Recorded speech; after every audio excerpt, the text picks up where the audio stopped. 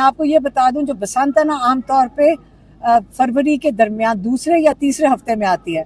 उन्होंने 8 तारीख को बसंत अनाउंस कर दी लाहौर के लिए। चले, बड़ी खुशाइन चीज है। अब आप जरूर देखेंगे सारी पतंगे उड़ेंगी, उसके ऊपर कैदी नंबर 804 लिखा होगा इंशाल्लाह। जो हरा और लाल रंग है, मुझे लगता है कि पाकिस्तान में ये भी 2 रंग बैन हो जाएंगे आइंदा के लिए। ये 2 रंग नहीं हो सकते, गाने भी बंद कर दिए। पाकिस्तानियों, कब तक हमने ये इस चीज का मजाक ही बन गया। लेकिन आप गाने भी लगाना, आप हरा और सब्ज रंग, सब्ज और लाल रंग भी जरूर पतंगों पे लगाना।